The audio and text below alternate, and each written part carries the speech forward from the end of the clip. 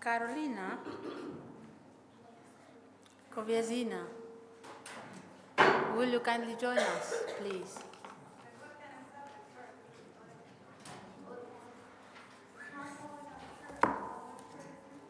Good.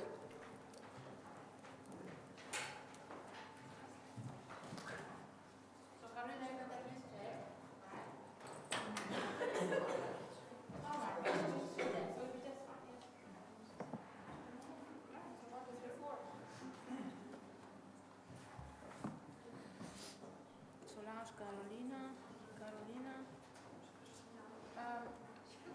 and there's one more speaker.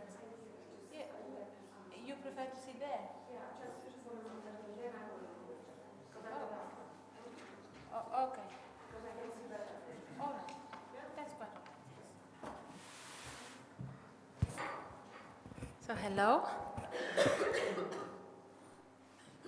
It's all about technology. I just hate this sound of two microphones speaking to each other. So, thank you very much for joining us during this, which seems like the last session for today. We have merged forces, and so we have the brightest of the brightest at the end of the conference. So, starting from the edge of the table, I'll just introduce our speakers. We have Dr. Solange Masłowski, followed by Dr. Karolina Sobczak-Szelc. Next to her is Karolina Kowiezina. Next to her is Dr. Aleksander Macuchin.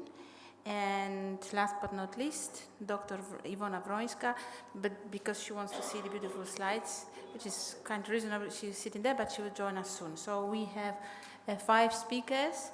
What I would like to ask for to be disciplined, so each of you has 15 minutes to present. I'll be as my chair, I'll be waving at you. And the point is that we want to give the opportunity to present to everyone, and we also want to have questions afterwards. So this is why please be disciplined so that I don't have to press too much, right? So without any further ado, I would like to invite Dr. Solange Masłowski to present.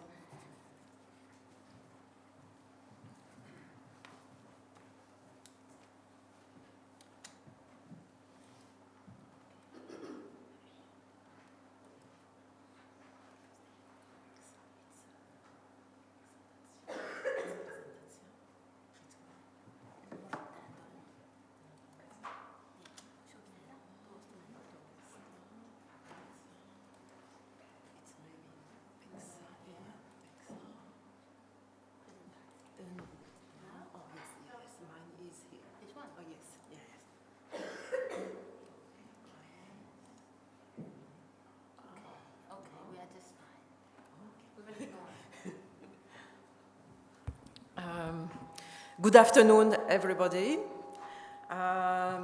So I'm going to speak about EU citizenship and values endangered by expulsion of EU citizens on the move. I think that this is because this.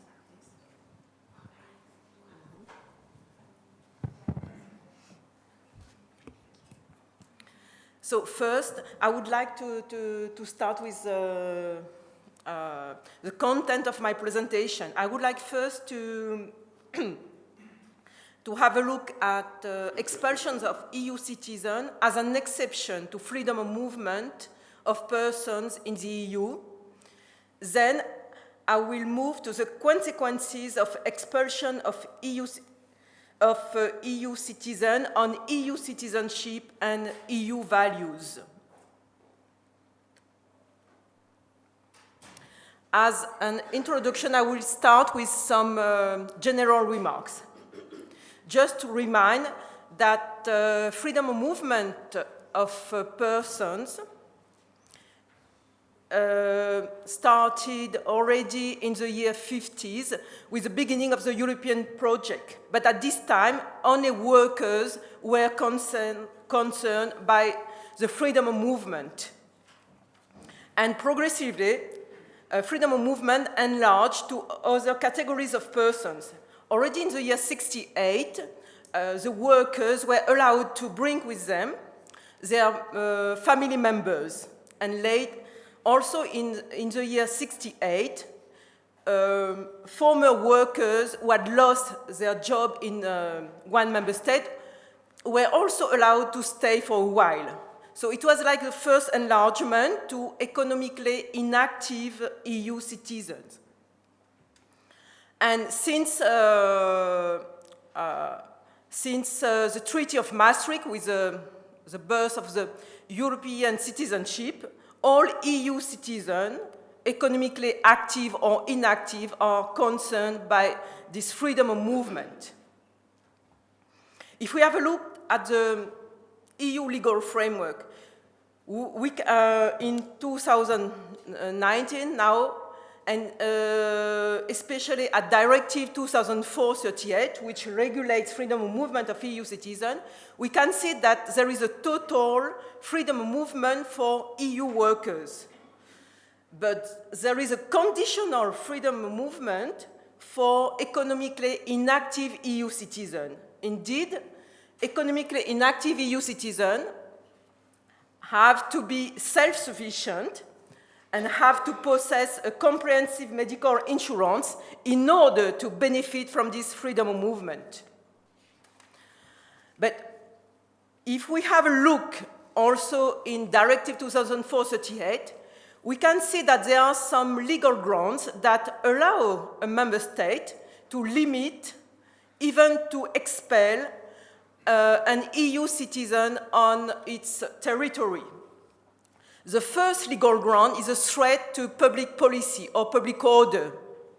If the EU citizen becomes a danger for the social order of the host member state, or if the EU citizen becomes a danger for the public security, the integrity of the territory of the institution of the host member state, or for reasons of public health, if the EU citizen has a dangerous and contagious disease, the host member state might limit its residence.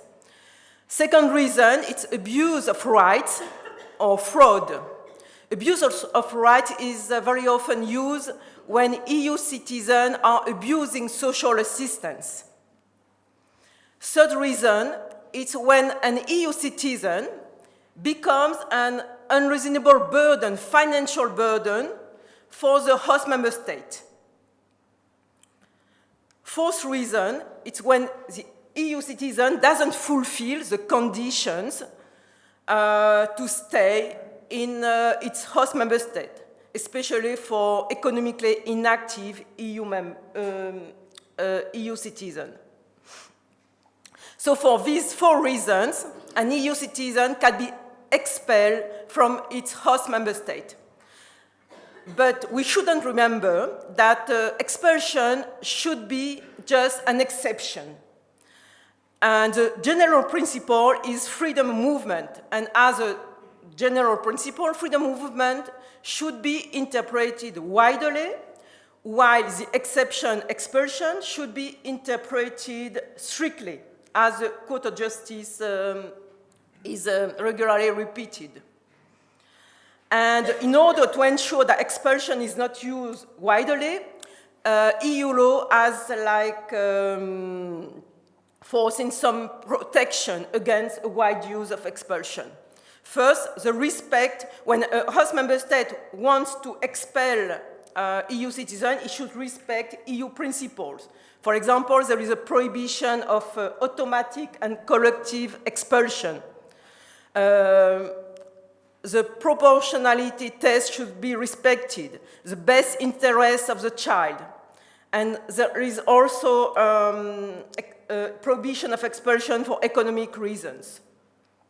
There are also procedural safeguards, like written notification, possibility to appeal for the EU citizen.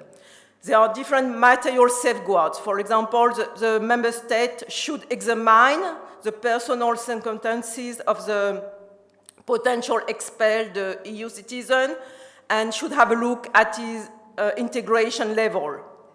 There is also, of course, a judicial control of the Court of Justice. And the European Commission is providing also some guidance to the member state.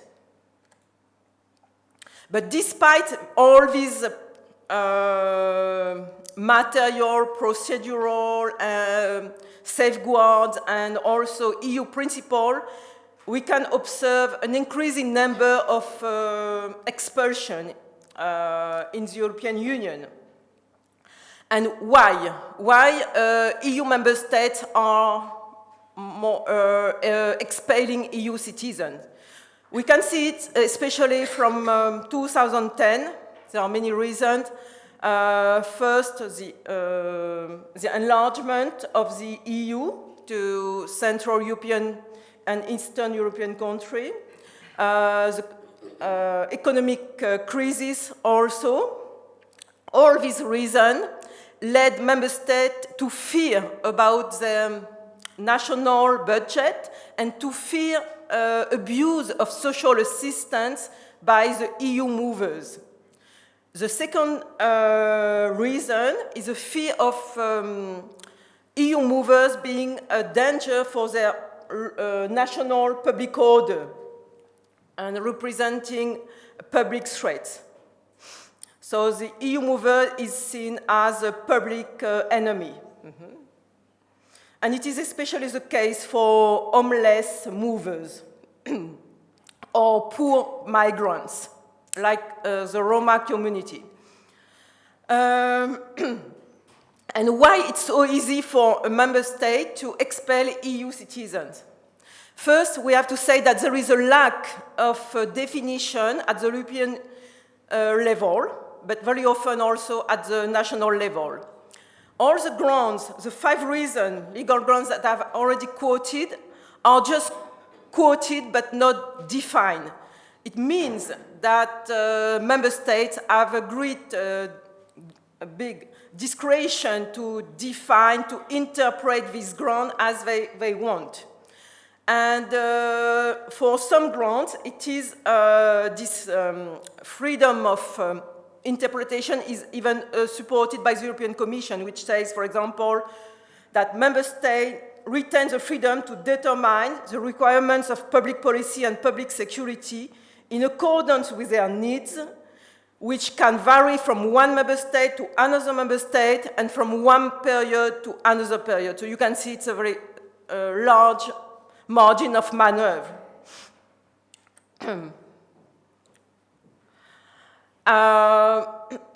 So these expulsions have, of course, consequences on EU values and citizenship. First, on EU citizenship. There is a lack of legal security for EU citizens on the move. According to their host member state, there are different requirements, and even the 28 member states might have different sanctions for the same infringement. And there is a difficulty for them to be aware of their national rights and obligations.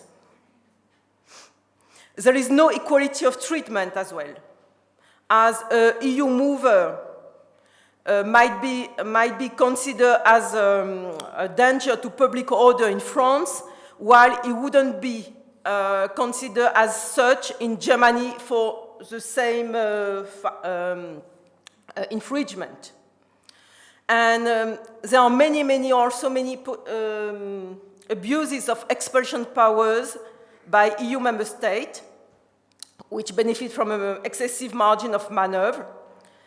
And also we can see a loss of significance of EU citizenship. For a while, EU citizenship was used by the Court of Justice of the European Union as a justification to provide social rights to EU movers. And since 2013, the Court of Justice doesn't use it anymore. It's not anymore a justification. And if we have a look at the latest cases like Dano, Nieto, Alimanovic, or UK against Commission against UK, we can see that in fact there are more and more restriction regarding access to social assistance for EU movers. Secondly, expulsion have also consequences on EU values. First, the principle of solidarity is not respected. Indeed, there is a clear exclusion of poor EU migrants in the freedom of movement of EU citizens, and many preventive and punitive measures are used by member states against the poorest one or against the Roma community. There is also non-respect of the fight against social cohesion and discrimination, exclusion of homeless migrants and Roma migrants again. And there is a non-respect of the objective of an ever closer union among the people of Europe. Indeed, we are observing steps backward in EU intra-mobility instead of going towards the integration process. And in 2013, like 4 member states even asked the European Commission to modify Directive 2004 because they were saying that freedom of movement is abused by EU movers who are just tourist benefit, and they were asking for more sanctions and also they wanted to have expulsions more easier. So freedom of movement, just last word, freedom of movement of EU citizens, in fact, is not granted. And so we have to be careful that regarding all these steps backwards. Thank you for your attention. Thank you. Dr. Masłowski, thank you very much. Dr. Sobczak-Szelc, if you could just join us here as well. And I'm preparing questions to all of you. And I hope you too.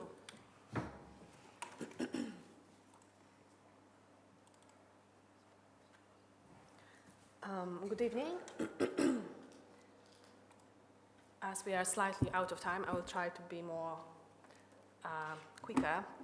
Today I would like to focus on the integration of asylum seekers and refugees under the Polish labour market after 2011. This is part of Respond Age 2020 project entitled the Government of Mass Migration in Europe and Beyond. And this presentation is, the co-author of this presentation is Marta Pachowska, who is probably outside this room. The idea or the why we focus on this topic is that there's limited access to data about how the asylum seekers and refugees actually integrate on the Polish labor market. And there is a lack of quantitative material for this, and most research are based on qualitative ones, actually the same as we did in the frame of our project. Some partial data sets are provided as a result of various research projects, examples those which are co-funded by EU. So, as it's written, the qualitative approach turns out to be crucial to filling this gap. Our methodology is based on 30 micro-level interviews with either asylum seekers or people under protection. These are both under subsidiary protection and refugees. 16 meso-level interviews with representatives of central public institutions, local governments, and NGOs practitioners. And those material is supplemented by the results of the first meeting of Migration Governance Network, which was more or less 1 year ago.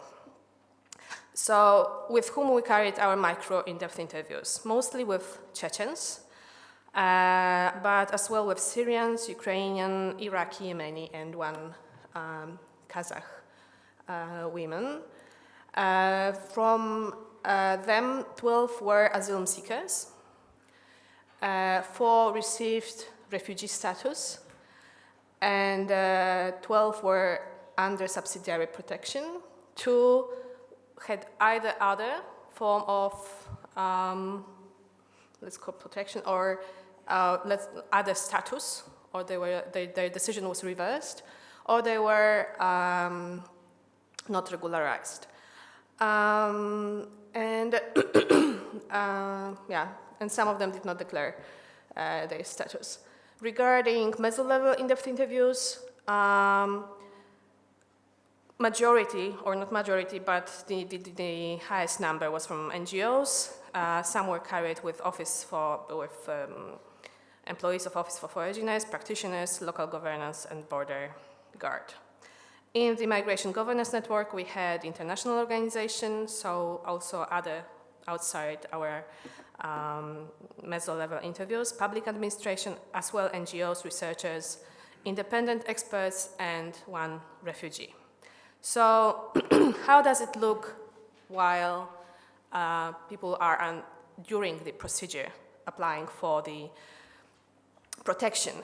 According to Polish law, for the 6 months of when they are of the procedure, they are not allowed to work, and this is the time during which the decision should be made. So they should receive the decision whether they will receive the protection or not.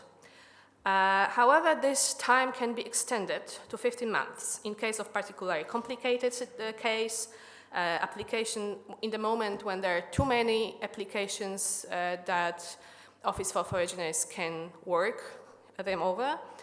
And the third condition is when the applicant does not fulfill the obligations arising from the act of asylum procedure.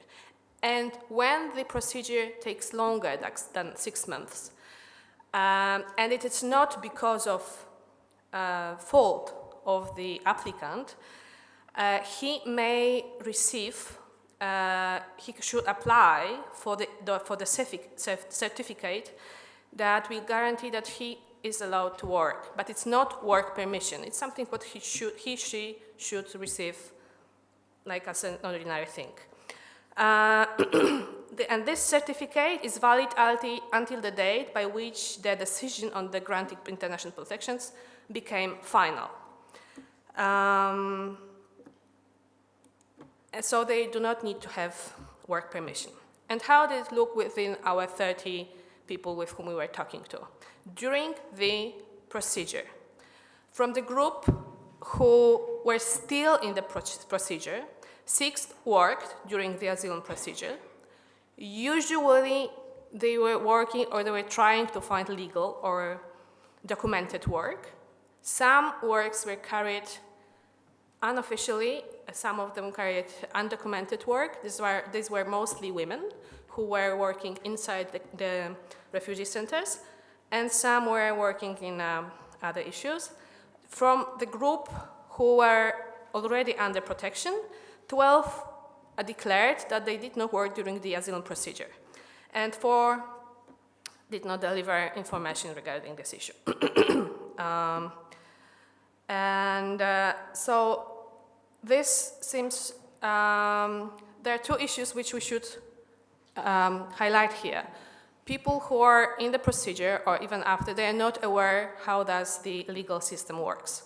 Most of them, actually all of them, during the interview were saying about the work permit. So they were not aware that it's not something which they can apply for after 6 months and they should receive.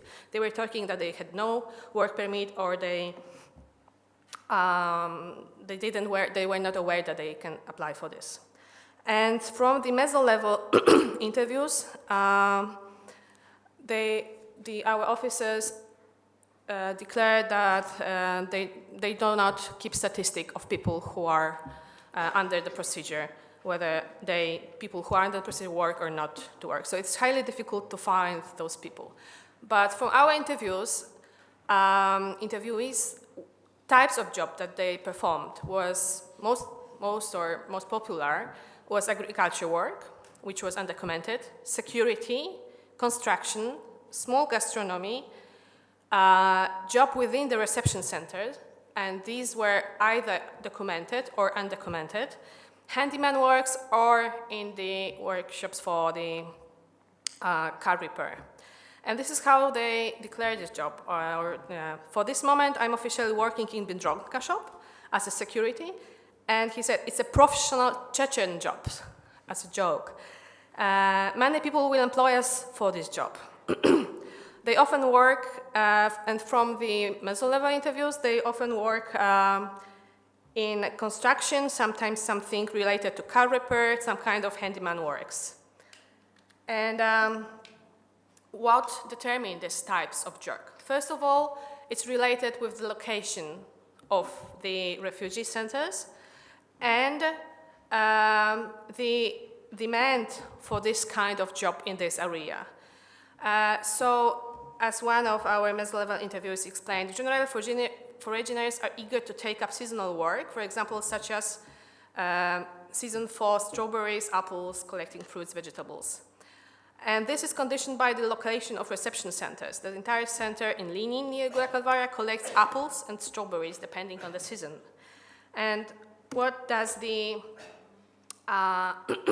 one of the interviewees, like micro-level interviewees, said?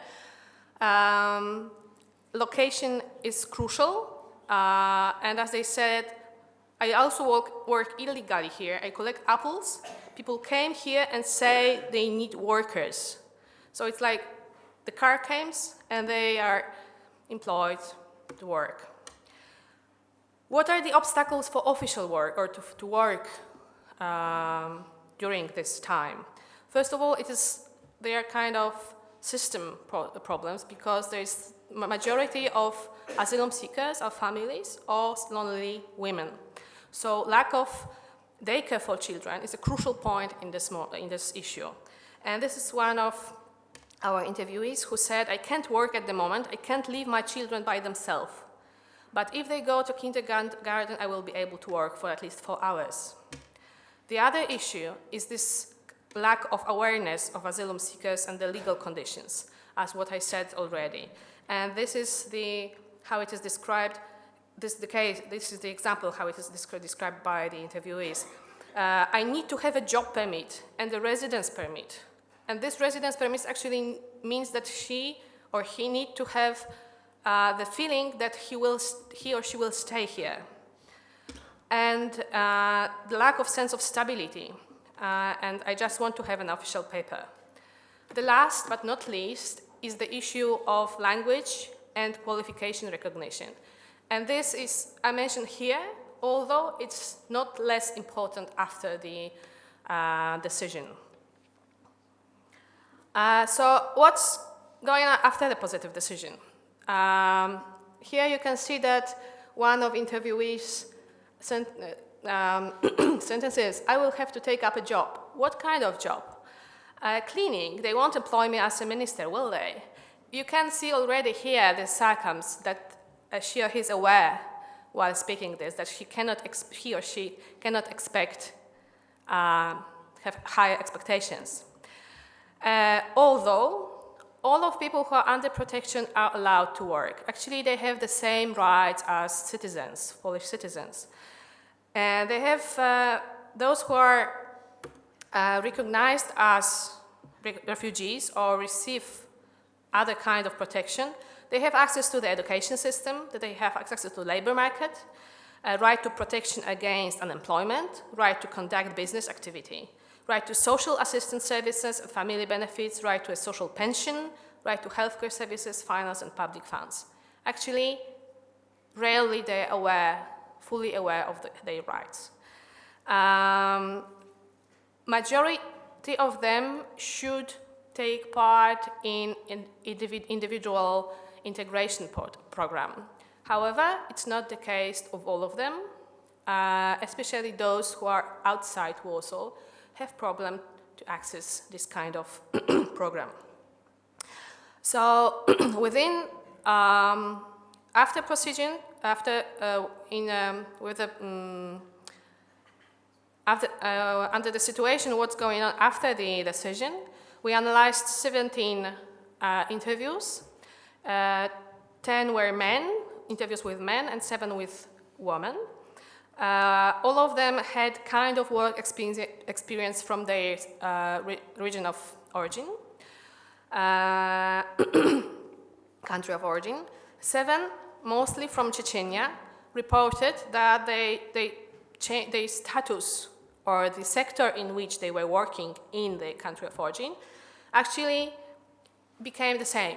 So they kept the same level. However, all of them used to work as unskilled worker or skilled workers or craftsmen. So they were lower, those lower sectors of labor market. 7 reported a worse situation on the labor market. So they became either unemployed in 7 cases, and 2 started to work as unskilled workers, although in their country of origin they were working as a specialist in some domains. And those who were from Syria reported employment as a specialist, which was actually the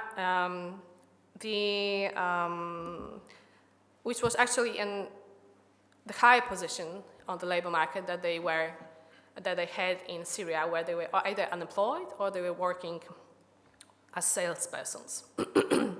So what they are doing after receiving the decision? Most of them, and it depends on the group of the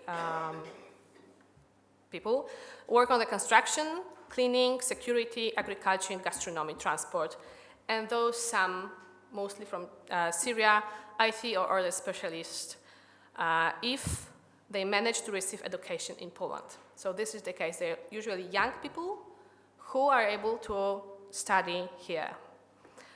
And we asked someone from from practitioners whether their situation of what's the outside perspective, whether their situation changed after the decision.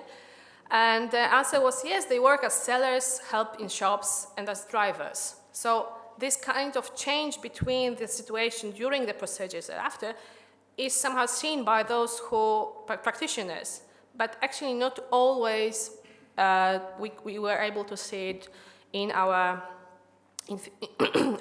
within our interviews. Somehow we can see that we can observe labor market segmentation by region of origin. And we are aware that this is kind of result of sectors where kind of groups of migrants dominate. So if Ukrainians work in constructions, as well refugees or a person under protection will work in this sector because it's easier to get there. As well, like ladies, if they receive kind of protection from Ukrainian, it's easier for them to get into the cleaning market. Of course, there are obstacles, mostly related to language and recognition of qualification, especially for those who are outside Slovenian culture, so those for whom Polish is difficult language. And all those Chechens, Syrians, Iraqis declare that Polish is difficult language and it's extremely difficult for them to learn this language. However, also the important thing is the society approach towards foreigners, but not only this direction, but also perception of the host society approach towards foreigners.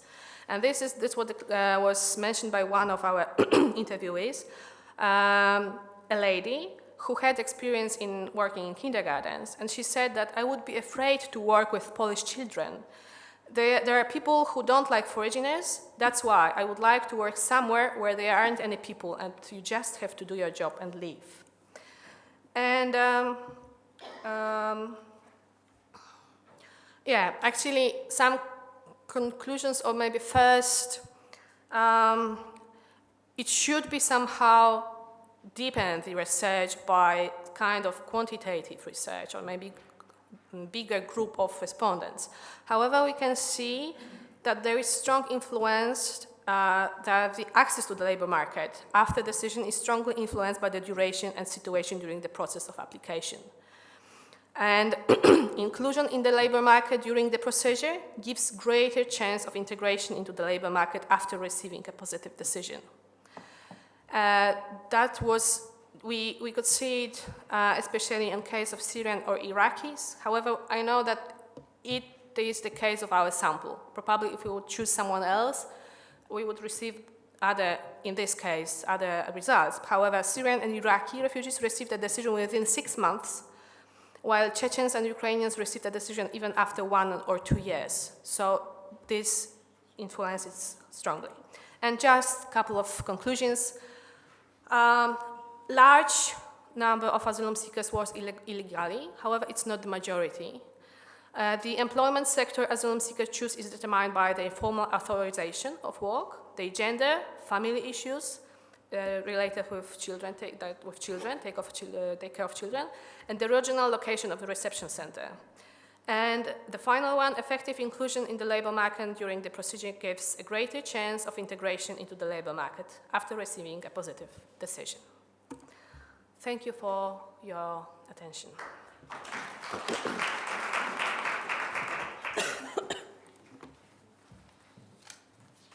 Thank you very much. Here I would like to invite Miss Karolina Kowiezina. Thank you very much.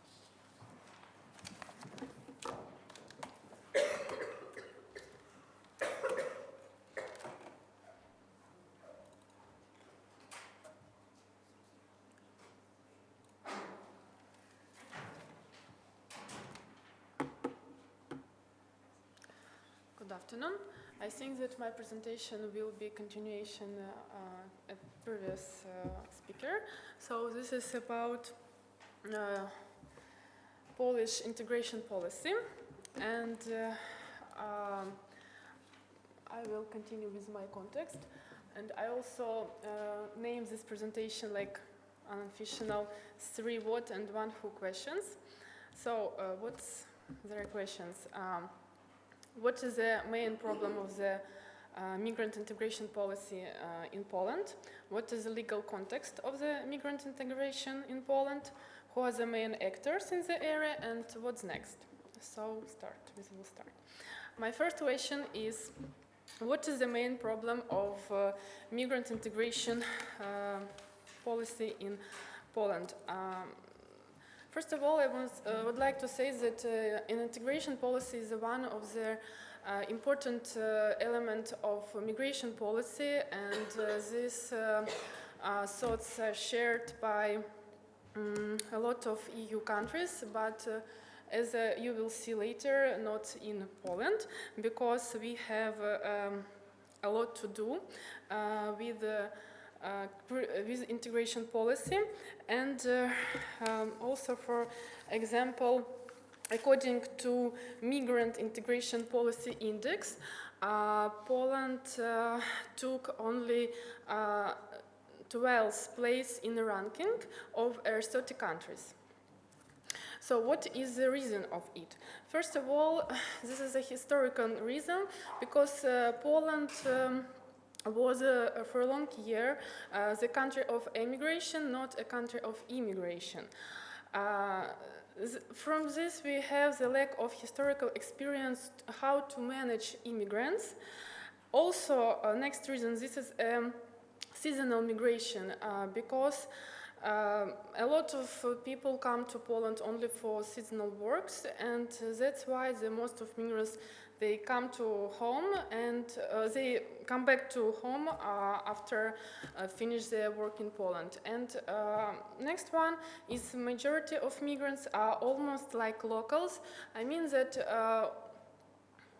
most of migrants, they come from neighborhood countries like Ukraine, Moldova, Russian, Belarus. That's why they have very similar culture and traditions, and this is like almost like locals.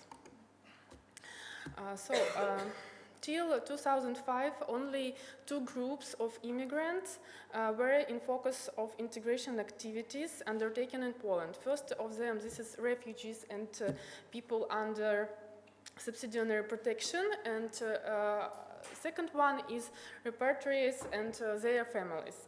And other immigrant groups like labor immigrant or people who just come for seeking for better life, they didn't exist in the legal field.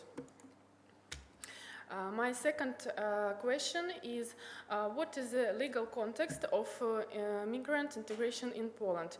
Actually, there are not a lot of legal documents that can show us a clear position of Polish government in this question, but I mentioned 4 of them.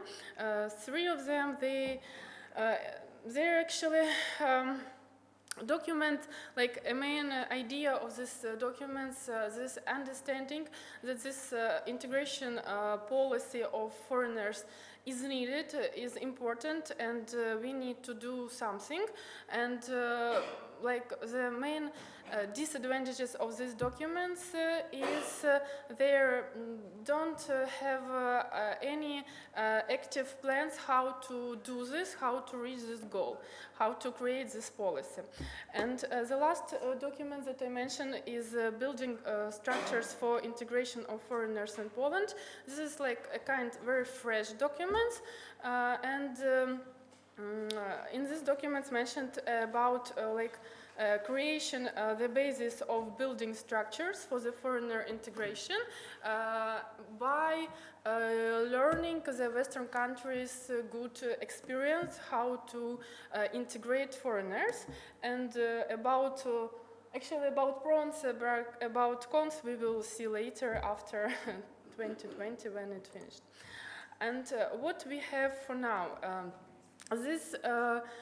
There isn't a holistic policy paper that presents the Polish government position of the integration of immigrants, and there's no any special, separate organization that is authorized to develop this policy and also is responsible for its implementation.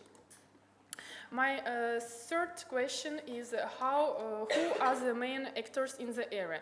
Obviously, this is governmental and non-governmental organization. Governmental institution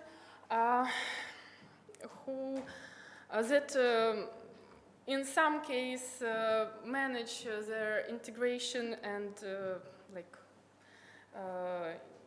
helping immigrants. This is Ministry of Family, Labor and Social Policy. This is a leading institution in the field on implementation integration policy, but it deals only with small groups of immigrants. This is most of them is refugees, not like other group of immigrants. Next one, this is a migration group that was created based on Ministry of the Interior and Administration. Actually, the member of this group are a lot of very good qualified specialists from different spheres, and their goal is to create this policy documentation and provide us with legal documents in how to manage and provide how to manage migration strategy and policy. But after more than 10 years of existence this migration group, there are no complete official document in this sphere. The next one is the Department of Analysis and Migration. Actually, this department has more like a helping role because it's gathering different information, cooperate with domestic and foreigner scientific research institution, give opinions in this field. NGOs. NGOs, as you know, if you have some problem in society and this problem cannot be managed by government, the NGOs, they came and tried to help. Through a lot of different NGOs that are registered in a Polish region database, there are a dozen who actually deals with foreigners. And their target group are both refugees and other migrant groups. And their goal is elimination social barriers, or at least making it smaller on the path of integration migrants to the new social environment.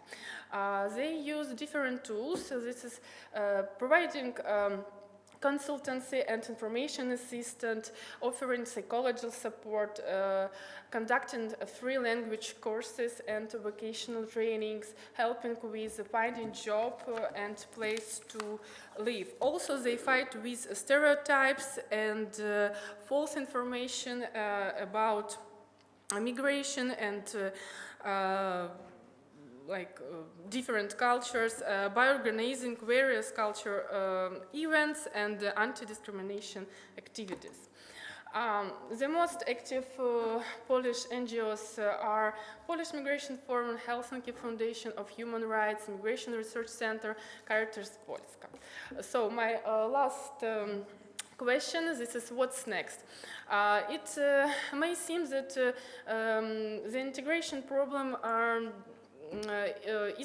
doesn't exist because the majority of immigrants in Polish, they come from really similar culture environment, but still it's really important to help people in the beginning when they don't know anyone in the new society, and they also need help.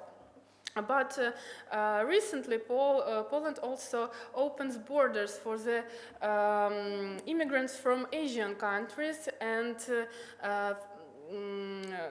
actually only about this fact, this is, can be appears some problems, because the lack of a fast reaction for increasing number of immigrants from these countries can lead to the negative social effects. This is like state in the state, Chinatowns, emerge the grey economy and nation conflicts. It means that Poland should should understand and properly use the integration policy as a tool against negative effects of migration, and learn more from Western countries, their positive experience, and not repeat their mistakes.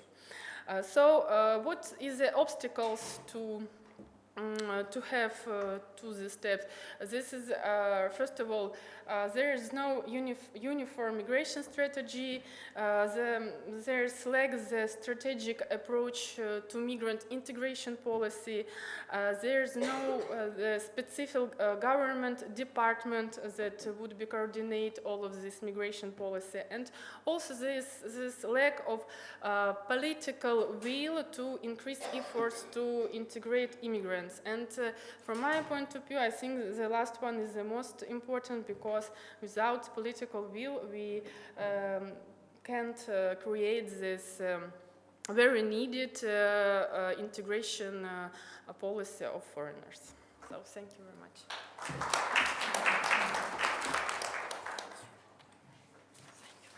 Thank you very much. I'll just let you know we have 2 more speakers in this panel, which is followed by 1 more panel, of course. Dr. Macuchin, if you could come here. Thank you.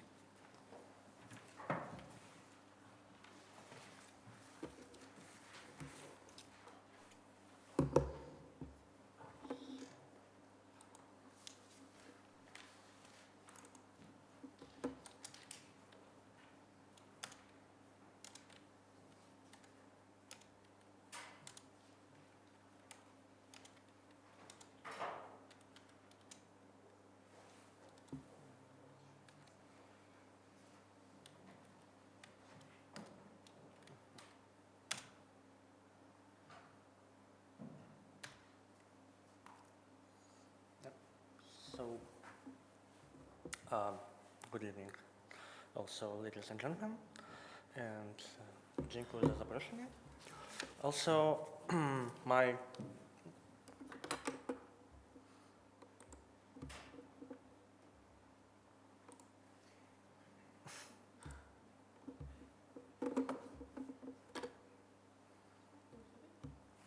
thank you.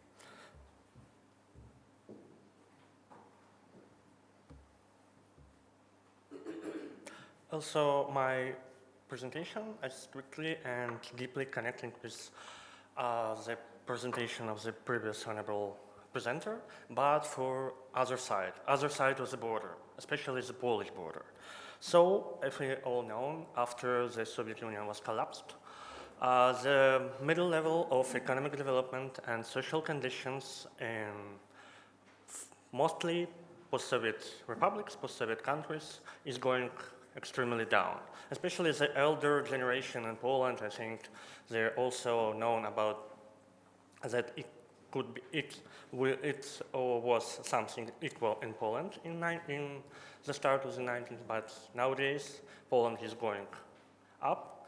But mostly post-Soviet countries are not going up so well as Poland. So after that, we need to clarify that after like 25 or 29 years of independency, in general, most of the post-Soviet countries are also staying in this like full transition period without any real lightful, brightful end. And of course, it is connecting that most part of active, social, dynamic, young or not so young population is going abroad to work because it is a very big problem with the working in their own countries. Especially when we talk to the data of World Bank, it is the full 218 years. We see that there is at top 10 countries which dependent on remittances, financial remittances, which provided by their migrants. And we see in this top 10, 3 countries for the post-Soviet area. It's Kyrgyzstan is the first place in the world. It's Tajikistan and Moldova. There is only top 10, but I can give some other explanations. That, for example, Ukraine in this top, Ukraine is situated at the 12th place. So, where are they going? These people who can't be claiming an asylum in general, because it's paradoxically, but there's Europeans. Europeans by geography, but not by the joining of European citizenship. And of course, it is extremely hard to obtain another asylum status or another helpful status in mostly European Union.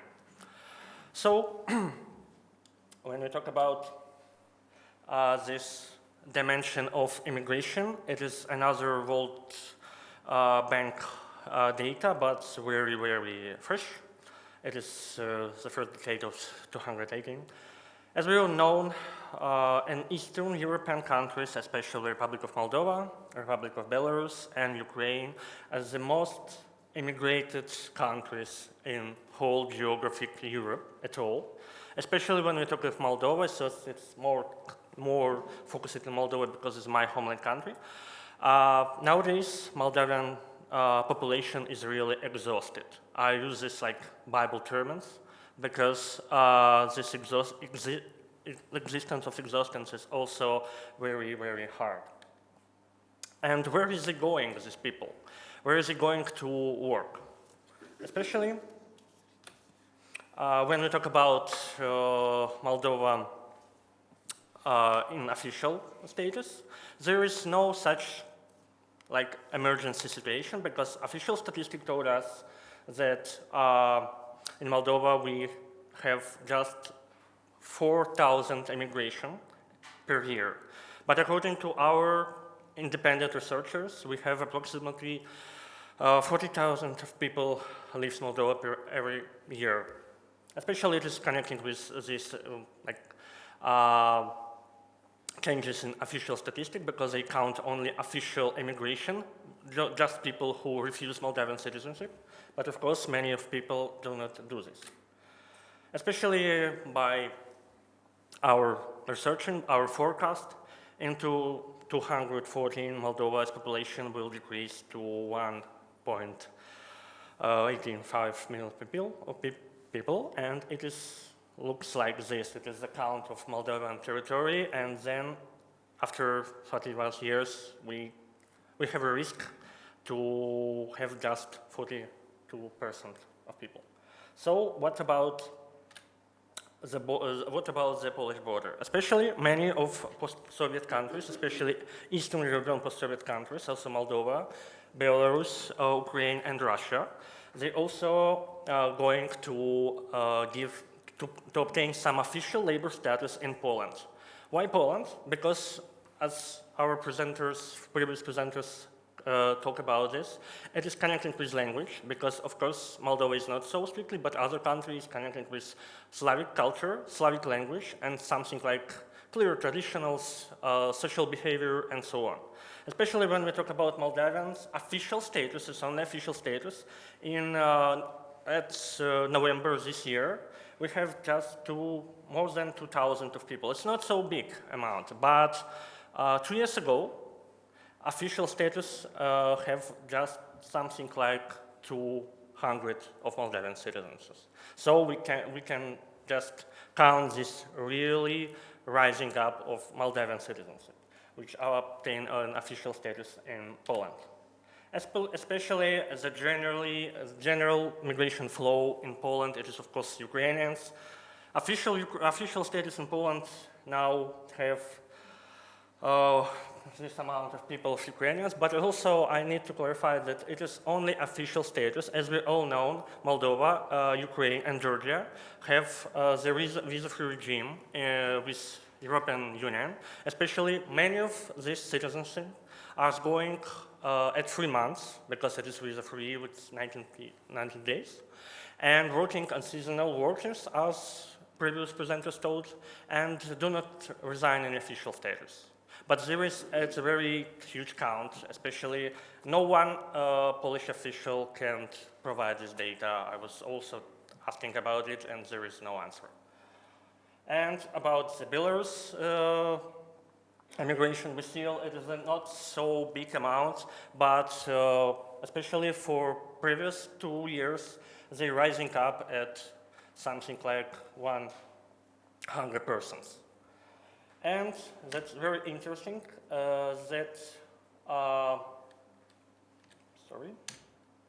about some kind of final data. What is the migration in Poland? What it look like? It's like final conditions of my presentations. Especially we have 14,000 of people who obtain like any official status. Especially it is not in asylum. Asylum, it's like maybe something like 2% of these people who obtain official asylum. It's Chechens, Syrians, and so on. But when we just make some counties official that migrants from Ukraine, Belarus, Russian Federation, and Moldova, in general, according to the official data, they have like 30% of all migrants which now stay in Poland. It is a very fresh data till this November. And when we talk about non-European flows, it's only according to Vietnam and India, they have just more than 2% of migrants in all Polish borders, in all Polish states. And when we talk about the official status from other EU countries, 27 countries, it's like 30% of people which staying in Poland. So in my just final conclusion that nowadays, if this might be not so friendly by other politicians or such kinds of politicians, but generally the biggest amount of Polish official migrants in Poland is also just these 4 countries. And of course, it is, needs to be clarified, it needs to be worked with this, as our previous presenter told, and of course, it's connecting with constructing a clear, strong, and deep migration policy of Republic of Poland. Thank you. Dziękuję za uwagę.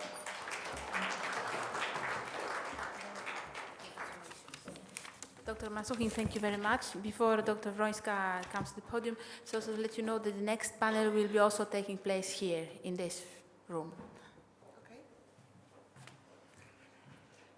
Okay, so thank you very much. And I would like to talk about accommodation of non-nationals in Luxembourg. Why Luxembourg? And I think that as today we talk about immigrants, immigration, and I think that it's good to point out that there is a success, and there is a successful story. And I think that when we look how does the Luxembourgish government provide today immigration policies, that we can see that there is a chance and we can learn from the Luxembourgish experience. This paper I wrote with a friend of mine from University of Luxembourg, Elke Mardok, and she's a sociologist, so I'm a political scientist, so our forces joined together. And generally, our main argument is that the current immigration policy of Luxembourg is based on the strategy of accommodation. And what I mean by strategy of accommodation is that you probably know about Canada. I do research on Canada, so I thought that it would be good to apply this Canadian model as well to the Luxembourgish model. And I will tell you why, because Luxembourg, which is a mini country with 620,000 inhabitants, with half of the population which is foreign born. You know, so you have a population of 300,000, which is Luxembourgish, and then you have 300,000 non-Luxembourgish. And then you have the highest GDP, and where is it coming from? And they still open towards immigration. This is the Canadian case as well. Very high GDP, they have a lot of immigrants. Now it's 24% of the population that was born in foreign born, but still they open for immigrants. So we try to figure it out how it is possible. And I would like to say that it's based on 3 pillars, the strategy that the Luxembourgish government brought. This is one of the main condition of which I call accommodation, or you can call acculturation, which is welcome condition to adaptation with the host society. So the host society creates a certain pillar of system of values, and the immigrants, they coming to the country, they have to obey the certain rules, but on the other hand, the government creates welcome conditions for them. And this is the case of Luxembourg. The second thing, which is as well very important, and we talk about it when I listen to all the presentation today, that naturalization procedures. When you have the liberalization of naturalization procedures, then immigrants, when they get this citizenship, they really a member of the real society. And so this is the second pillar that I would like to talk about. And the third pillar, it's open and generous admission of refugees. Luxembourg has the highest per capita intake of refugees. So within this 300,000 of Luxembourgish, 300,000 of non-Luxembourgish, and 300,000, maybe 250,000 frontalier, which comes to Luxembourg, create what we have today, the really rich place to live and tried and quite peaceful, but it was not always the case. Just when we discuss Polish tradition, what to do, that there is no immigration policy because there was no immigrants, it's not always true, but with Luxembourg as well, there was a period of time that Luxembourgish were emigrating. So they went to Brazil, they went to the States, and then suddenly they discovered certain natural resources and they needed workers. So they invited workers. They came in the end of the 19th century, and then Luxembourgish started to flourish. And of course, and they invited workers. And do you know which is the fourth language that is most commonly used in Luxembourg? This is Portuguese. This is the major foreign-born group in Luxembourg. These are the workers who came to Luxembourg in the beginning of 70s. 100,000. So you have a lot of different nationalities that live in Luxembourg, mostly now from the European Union, but through the time it has as well changed. Then, due to, I think Juncker as well, he had huge influence what happened to Luxembourg during last 30 years, that Luxembourg became a financial capital of Europe. There are 150 banks that they have main residence in Luxembourg. So with this, we have as well many foreign, not workers, but foreign, because let's say white-collar workers, yes, came to Luxembourg. As well, later on, because of the European Commission, yes, we had a lot of, there are 7 European Commission institutions. And I think that today, the foreigners, they basically create GDP of Luxembourg. So what to do? They try to get political rights. So there was a referendum on giving the non-nationals political rights.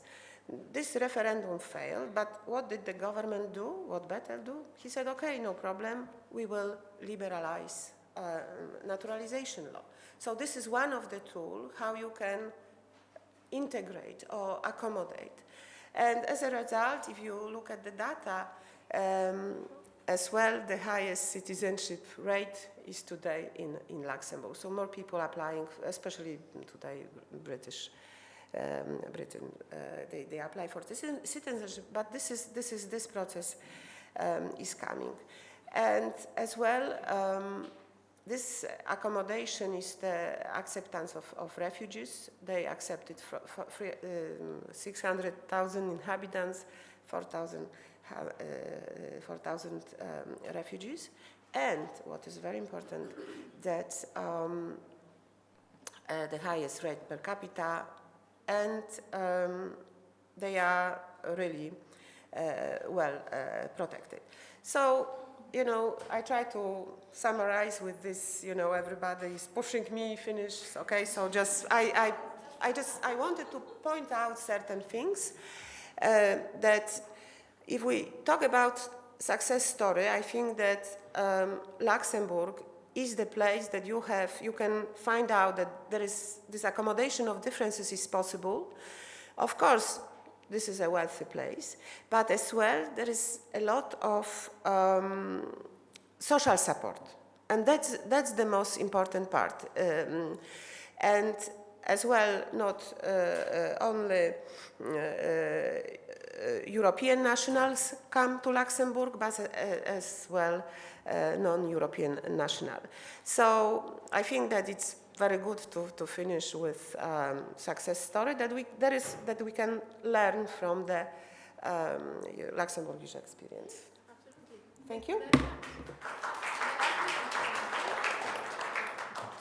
Thank you very much. We have had 5 different cases, very well presented. So I just close it here in view of the panel that is taking place right now, so that we can then discussion afterwards. So we'll just all relocate ourselves to the chairs, and we'll continue the conference.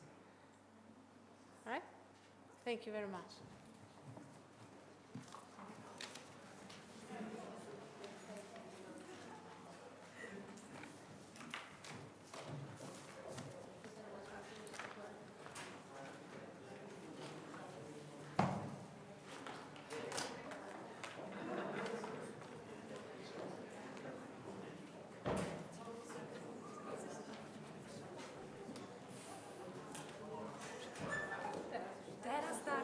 Nie mogę sobie wybrać prezentację, bo ja jeszcze nie dałam testu wcześniej, jeśli mogę. Ja przez chwilę nie wiedziałam. Now I would ask all the other speakers that are envisaged in the program but haven't had an opportunity to speak today to join me. As far as I know, these should be, let me check. This should be Karolina Owczarek-Korba, SGH Warsaw School of Economics, Xiaohai Wang, Guangdong University of Foreign Studies, Katarzyna Byszek, SGH Warsaw School of Economics, please take your seat, Karolina Gabriel, University of Economics in Katowice, and last but not least, Ewa Radomska, Pedagogical University of Krakow. Please join us. Is anybody missing? No. Okay.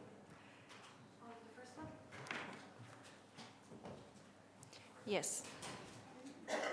And I would like to give the floor to Karolina Owczarek-Korba. She will talk to us about the value of creative element in the process of European integration. Karolina, the floor is yours. Okay, but I've got... Okay, please upload your presentation. And in the meanwhile, I would like to ask our honorable panelists to take into account the well-being of all of us and try to limit your presentation to 10 minutes each. 10 minutes, will we manage? I hope so. Okay, great. Karolina, please. How does it work? Nie.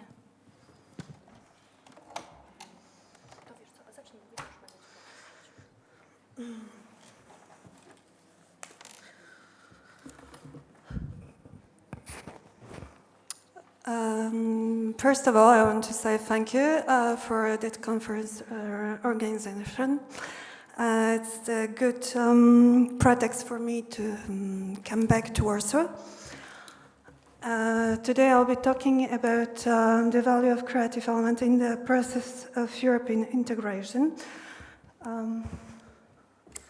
Just a second. So first of all, because it's a very general view of the subject, but first of all, I want to ask you, what does value of creative element mean for you?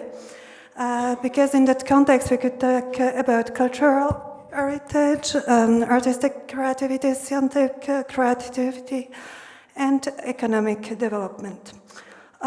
For me, the most important it's influence between social and creativity aspect. In that paper, I analyzed the factor of creativity and the role of the European artistic view and the social place in the mental structure of society.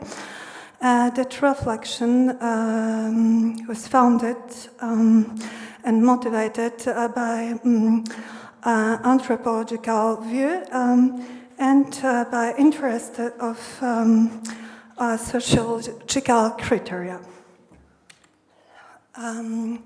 We could say that the impact of the creative element for a process of integration, first of all, is coming from economic market, and in consequence, it influences mechanism of integration. We are talking about global market, and we are talking about all products in that market. We could talking about competitivity in that case. I want to be quite short, so I'm going fast. And when we are talking about concept of creative element, we have to see that influence between idea and business. It is important that European market and the global market, there are in some kind of relation, and how we could present our European market in global context. So in that perspective, for example, how we could say in European strategy, we could talk about knowledge, competitivity, and about innovation presence aspect on the global market. I'm talking about impact because it's the most important element in that paper, that creative aspect value influenced the heritage part of European value, but first of all, but second one, it's important to see influences for how does it work between product and commercial perspective to present European market in global context. I noted here too the sentence from Alain Denalou. This is very important philosopher, French one, and he's talking about medium and the norm has become the norm, that factor divested what we could say about our European context of product. Now I have to present some knowledge spectrum. It's coming from that innovation perspective, where knowledge is presented like a product. So you can see here in the context of product, commercialization part, and business context, and either like a social area, and a factor of integration too. And the final, I gave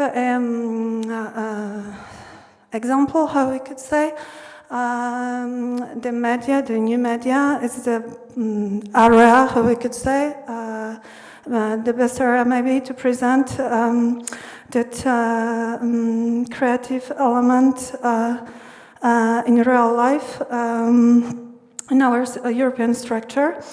And we could see here that we have some kind of roles, but nothing is really clear how a creative element has to be formed and treat in the sector of economy or in the sector of media like television, for example, because we don't have European television, we don't have national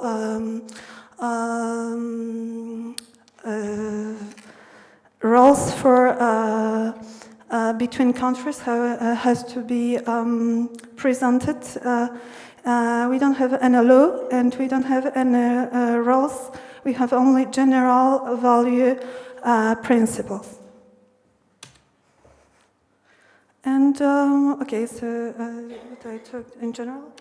And my conclusion will be that it's very difficult to synthesize that factor, and we have European programs, for example, that program to support creative aspect in products, in innovation. But it's really regional programs. We don't have any general program for Europe. Okay, so it will be everything. Carolina, thank you very much. I am deeply impressed by your time discipline, and I hope it will be a good example for all of us.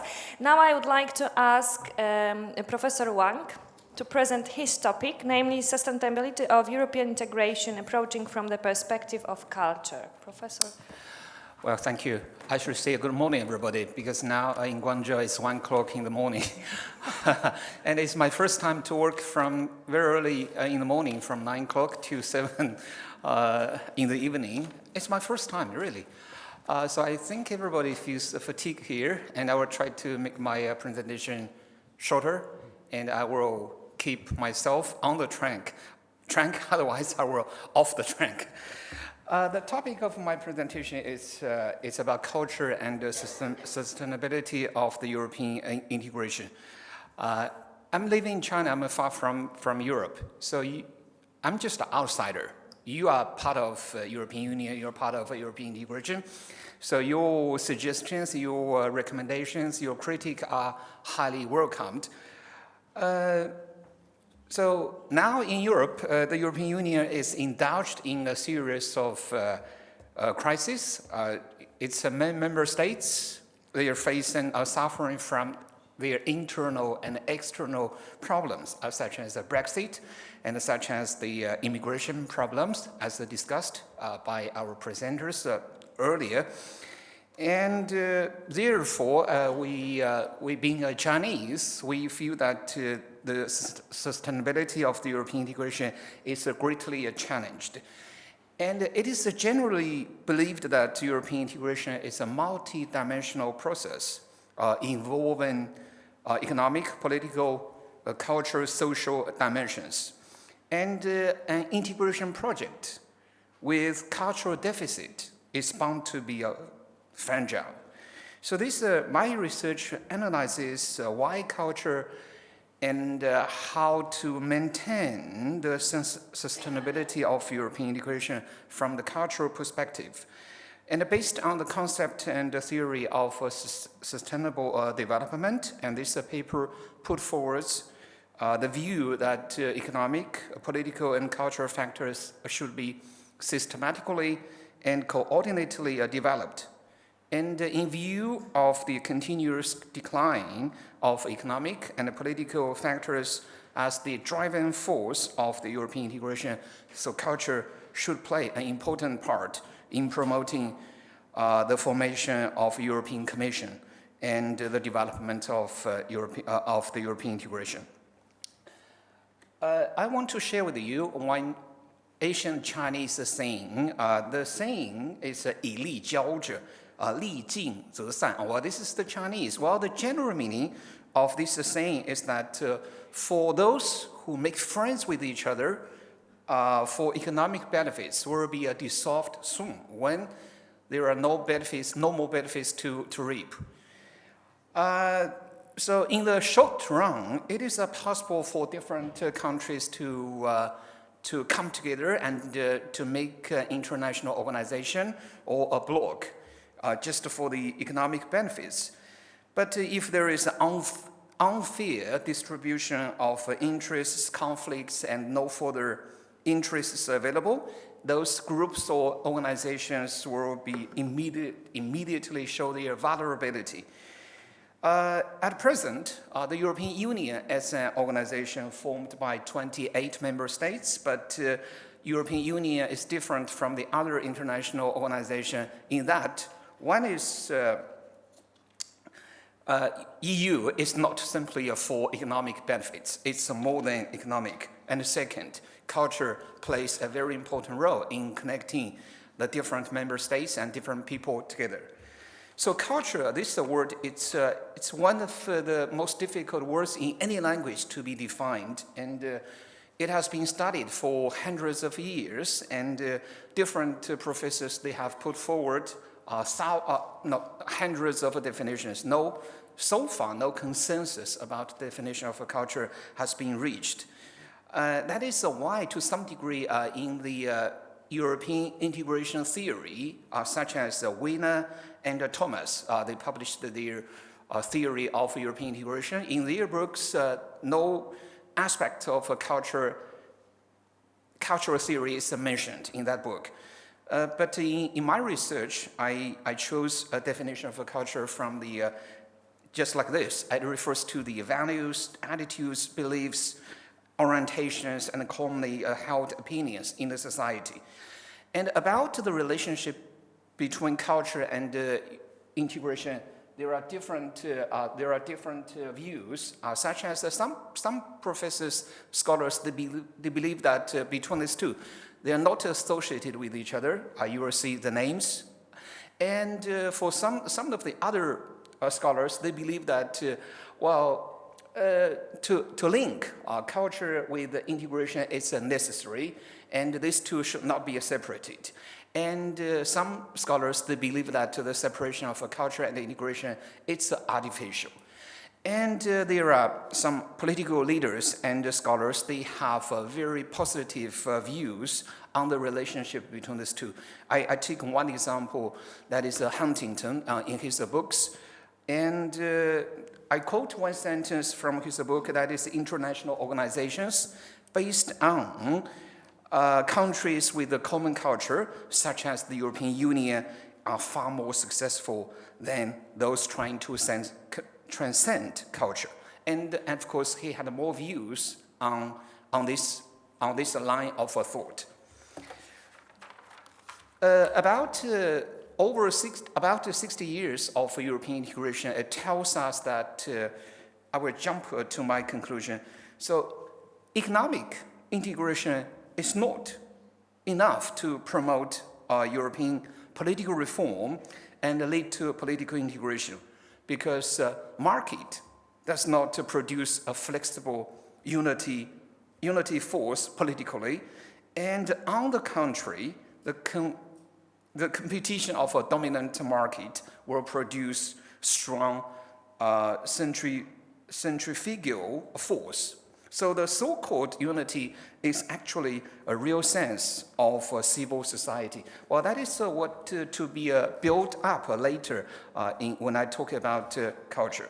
And if the cohesion generated by the common interests of economic integration is no longer strong, and when will the the cohesion of the European Union come from? And many scholars, they believe that culture, that should be the right place to find the source of the impetus as the new driving force to the European integration. And of course, the next question is how to define European culture and how to make the European culture have a political effect. Because it is not enough to list the common values of Europe, because they're not enough to serve as the basis for European integration. The reason is that every effort made by the European Commission to codify European values, and they will face different understandings from different countries, different groups, ethnic groups, and different religions and different societies. And even with the legal support or provisions, so it is difficult to prevent people from having a variety of interpretations. Well, despite it's very difficult to define the term, but we believe that there is a common European cultural space.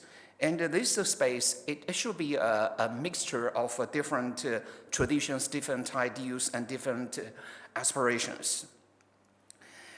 Okay, so I think based on this, there are a few measures to be made to make culture as the driving force, such as the European identity, how to construct a European identity, and how to support and the formation and the development of European civil society.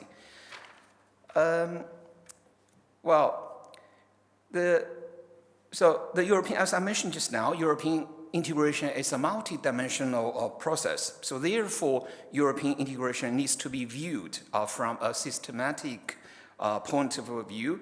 That is why in my research, I borrowed the idea of sustainability from the other disciplines. So in general, here in my research, sustainability refers to a process or state that can last for a long time.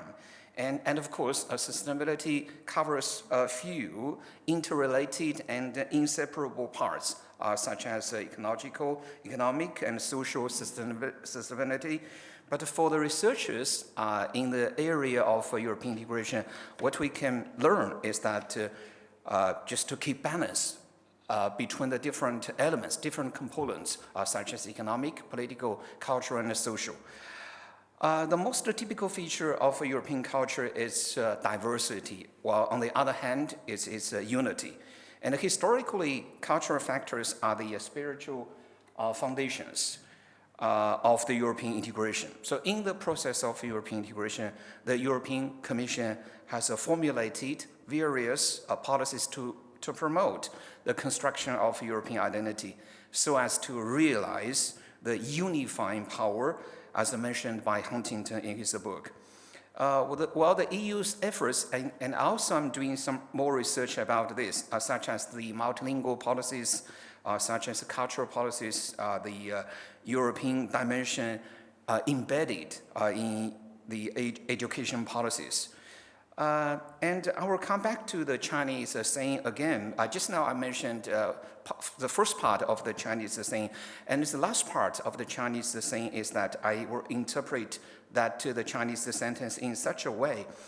For those who make friends with each other heart to heart, but not for economic benefits, as I mentioned just now, heart to heart, rather than pursuing fame and wealth. So I think their friendship will last forever. So this is true to the international organization, such as the European Union. And if the hearts are connected, I believe European integration will have an inexhaustible driving force. Well, thank you very much. Thank you very much, Professor Wang, for this extremely interesting attempt to explain the EU integration processes through the lens of common European culture. Now I would like to give the floor to Katarzyna Byszek, SGH Warsaw School of Economics.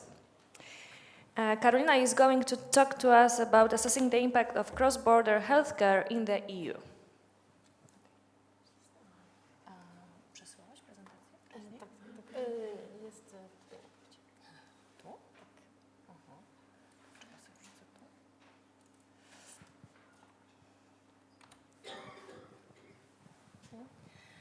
Thank you very much. I'm a PhD student at the Warsaw School of Economics. I'm a health researcher, and I do research about patients' migration. And today I'll just provide you just a glimpse into cross-border healthcare in the European Union. So this, originally I wanted to just present you briefly, like what is cross-border healthcare and how it is funded. Are patients willing to travel to another country for medical treatment? Who utilizes cross-border healthcare, and what are the factors driving cross-border healthcare? And how does cross-border healthcare impact the member states? So there are several problems with healthcare, with cross-border healthcare in the European Union. Healthcare is exempted from harmonization in the EU. However, patients were, because there were laws on social security, coordination of social security schemes, patients like workers were utilizing healthcare in different countries when they were, for example, seconded to another member state. And they were experiencing troubles with getting healthcare in another country, and also with reimbursement. So the jurisprudence appeared. There were several rulings from the European courts saying that the patients actually have rights to receive healthcare in a different country and also to be reimbursed. So the European Commission took up this huge task to work on a clear framework for cross-border healthcare within the EU. And in 2011, the directive on application of patients' rights and cross-border healthcare was passed, and it had it had objectives such as to ensure that rights to reimbursement for healthcare abroad can be used in practice, and ensure that the healthcare is safe, it's efficient. So to kind of like mitigate all these fears from the member states, including Poland, that not all patients will travel to another country because they think that, for example, they have to wait too long for cataract surgery, for example. So the key question is, so are people actually willing to travel to another country to receive medical treatment? There was a large study about it. There were several questions asked, and the sample was representative, about 1,000 respondents from each EU country were asked, and they were also from rural areas, urban areas, and from different age groups. And the average response for the 27 countries in the EU was that almost like 53% of respondents were actually willing to travel to another country to receive the treatment. So this was kind of also an argument for the European Commission to kind of like push forward with the Patients Directive. And when we look at the cross-border healthcare, we have two basically legal bases. One is this coordination of social security schemes, and another is a patient directive. We talk about cross-border healthcare when we want to plan surgery, for example, in another member state. And also when we just want to, when there's like case of emergency, right? We got sick when we went, for example, to Brussels for business trip, or we went to London to visit museums, or we went somewhere else, to Prague, for example. So there's also like different bases, whether what's within the scheme and what's not.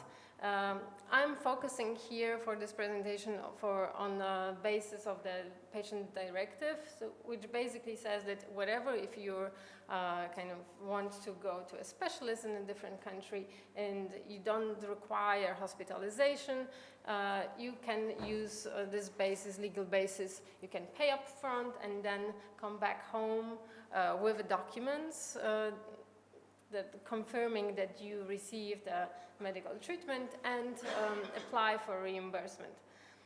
So as you can see on the slide, right, there is this hospital care, and cause-intensive care would need prior authorization. Some countries may introduce it, some not, but directive provides such an entitlement for member states.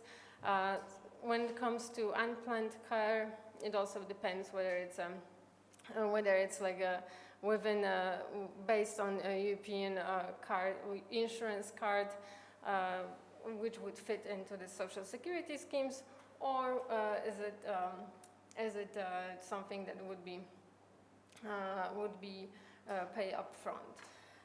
Different countries, we talk about 28 healthcare systems that have different combinations of payer, provider, public-private insurance. So that's really very complex situation. So always, anyways, patients would have to kind of make sure that what's within their scheme and what's the basis. However, there's definitely clear explanation for distinguishing social security schemes from the patient directive. And so who utilizes cross-border healthcare? These are temporary visitors. As I said, if you go for a business trip or just want to sightseeing in another country, people who retire to other countries, they kind of benefit from the social security schemes. People who live in the border regions, like for example in Poland and Germany, there's cooperation between these countries to kind of facilitate care for those patients who have who'd have to travel long distance to receive, for example, medical treatment from a specialist like eye doctor or dermatologist. People who are going abroad on their own initiative, so this is like, of course, it can be long, for example, like students or just going for a vacation to live for a certain amount of time. And people who are sent abroad by their home system. So for example, if there is a need for transplantation and the country does not have this procedure or does not provide this procedure, a patient can travel to a different country. And here, for example, we can use like Czech Republic, for example, they're sending to Warsaw some of their patients for some of the transplantations and more like highly specialized treatments. So the idea was that that this care should be available, that all the other factors, right, that the patient might seek this care in another country due to availability, so how long they have to wait for care, affordability, whether there is like a huge, it's expensive or not, right? That's why Poles probably would not go to UK because the payment up front would be just immense for our conditions and purchasing power. Familiarity, so whether they know actually, understand what the system, or it's so complex, like for example in Germany, that also for Polish patients it may be difficult to be used. Perceived quality, right? Whether we expect that something is safe, so that we make sure that there is not the sepsis, for example, prevalence is low. So these are all factors that kind of impact the perception of patients. And European Commission is of the opinion that there are currently with this clear framework, that there are no geographical, cultural, or administrative barriers that would prevent patients from seeking healthcare abroad.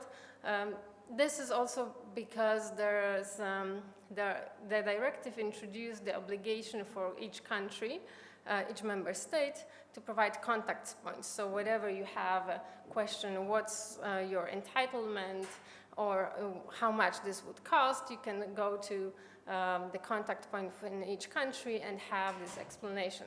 In Poland, for example, there is this headquarters in Warsaw, but also each of the 16 regional offices, national insurer offices, they provide this information. And the way that we can use, like, what is driving the cross-border healthcare, aside from this availability, affordability, familiarity, and quality, we can divide them into or we can also look at it, put it in the 4 buckets, like cultural, societal, whether there's language a barrier or not, the geographical, demographic, so also we can here look at the distance from the healthcare providers, how long we have to travel to actually receive treatment that we need. Regulatory, right, whether the country introduced like prioritization or prior authorization for certain medical procedures, especially if they are expensive. Whether they kind of provide like very easy administrative process for the reimbursement, or it's more complicated, that's also a subject of regulations in each country. And economic, right? When we use cross-border healthcare based on the patient's directive, we need money up front, right? We need to pay up front, so the question is whether, in some patients in some countries would be more willing to do it because because, for example, they have more, let's say, loose when it comes to payments, additional payments, and for some it will be just a barrier that preventing them from going to another country. And when we look at this contact point, so patients do want more information about healthcare, and they want to understand their rights, the safety in another country, and we can see that that it's within it, the number of requests for information is growing over years. This is only data for 2017. And we can see that there were like about over 70,000 requests for information, and Poland was kind of in the top, really, the outlier, with over 30,000 questions. And so this is followed also by the patient's flow. When we look at it, this is only to provide data about this treatments that required prior authorization. So basically the insurer had to agree that you go to, for example, from Poland to Czech Republic for a cataract surgery. And we can see that 4 pairs of countries are standing out, like Ireland to UK, Slovakia to Czech Republic, Luxembourg to Germany, UK to Ireland. And 70% of these cases were based on the directive. And we could see that country of residence like Ireland, Luxembourg, UK, and Slovakia was the main, where the patients were going to a different country. The problem with, that's pretty much what I wanted to say today, the problem with cross-border healthcare and with assessing the impact is data, because some of the countries do not report it, they have different methodologies with reporting, so basically this is what I wanted to present because it was comparable. There are several, because of the complexity of healthcare systems, there are several issues with, with presenting the data and with comparing and trying to understand what's really behind the factors, the numbers, and what's really driving the patient migration. So thank you very much for today.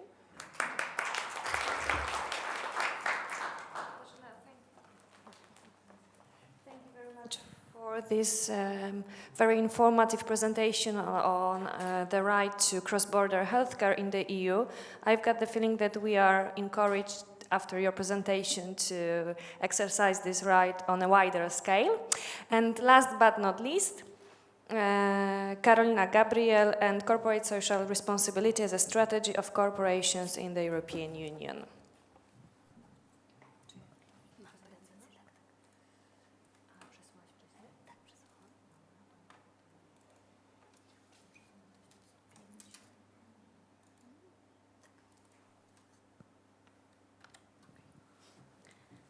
Today I want to tell about corporate social responsibility as a strategy of corporation in the European Union.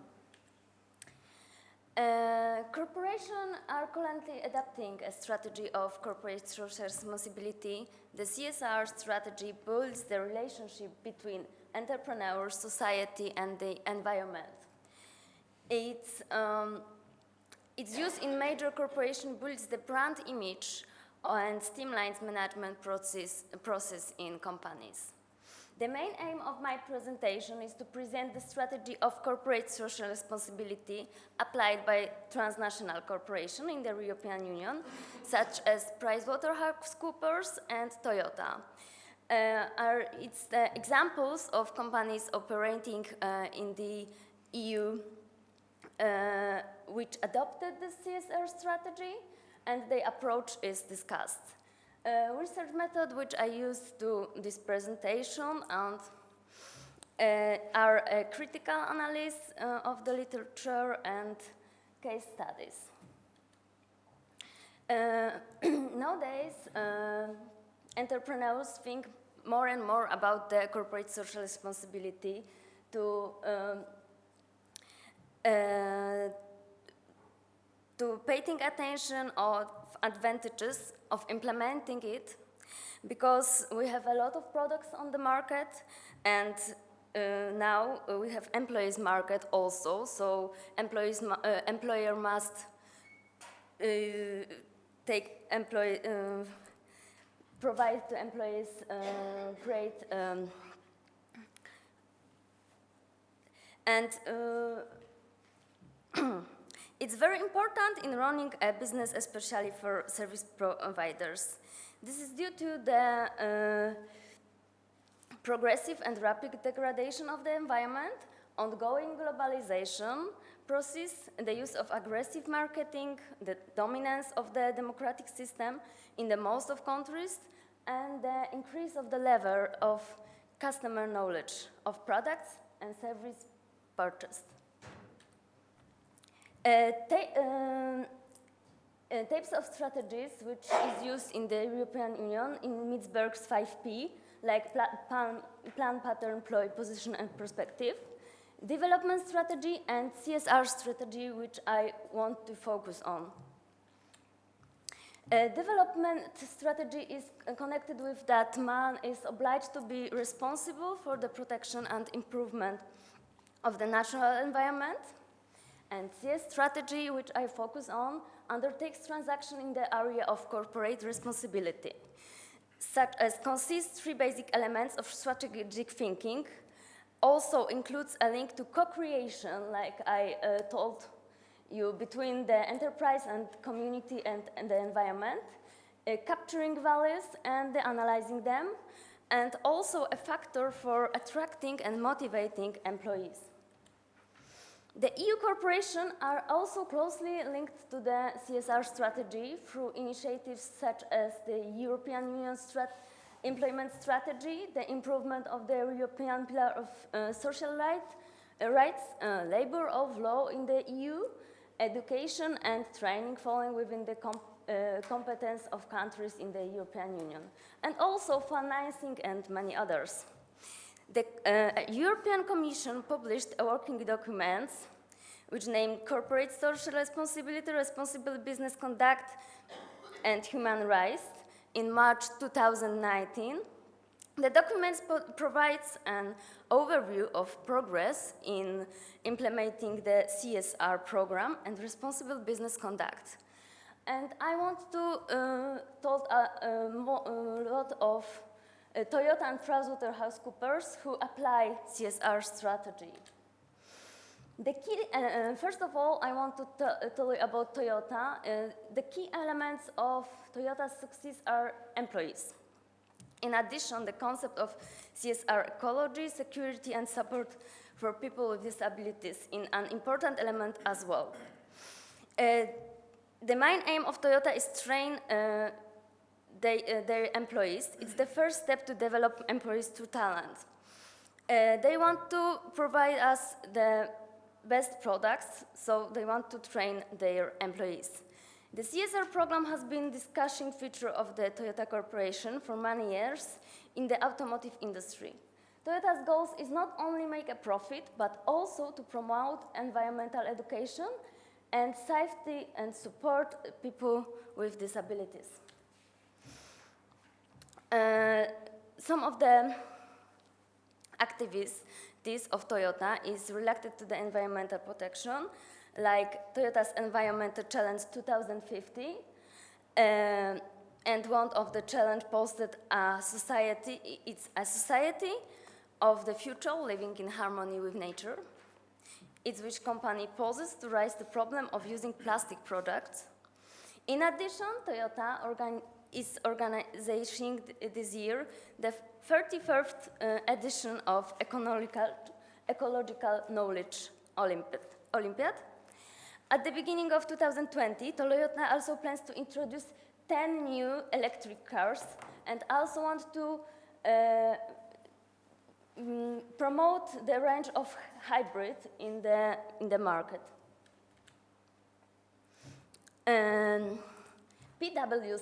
PYC, K areas activity, includes also CSR strategy, and it's also focused on employees. People and their diversity, social commitment, and care for the environment. Specialists from PYC provide the company's clients with business, technology, tax, and legal consulting services, as well as auditing. PricewaterhouseCoopers focus on the 4 key areas of their it's responsible business, people and diversity, social involvement, and also care of the environment. PricewaterhouseCoopers Corporation employs people with different talents from various nations, and it's connected with employee for regions policy. As an employee, PECSA has the right to look for employees and provide permanent employment to European Union citizens. One of the many examples of CSR practices used at the PECSA Corporation is the Diversity Charter. The company is one of the initiators and co-creator in Poland. In the conclusion, I want to say that corporate social responsibility strategy shapes both the company's image and international relation within the company. Social responsibility corporations such as Toyota and PECSA have a positive image on the market. The CSR strategy manifests in itself in a similar way to employees. However, the entities analyzed in the article carry out activities of completely different nature. Toyota is a production company, while PECSA is a service company. Due to the nature of the business conducted in the other areas, the implementation of CSR looks different. In addition to the strategy aimed at maximum employee development in all positions. Toyota Corporation also focuses on the environmental protection. PECSA Corporation is a service company, like I told, specialized in the field of audit and belonging to so-called the Big Four. Hence, the strategy of corporate social responsibility is directed towards employees. The PECSA Corporation focuses on building human capital. Thank you for attention.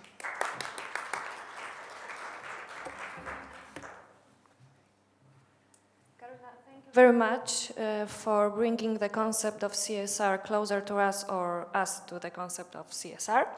I would like to thank all of you for your extremely interesting input to our today's debate, and for time limit, time discipline. This is the only reason why we are finishing on time. And on this point, I would like to congratulate on your endurance. We spent the whole extremely intense day together.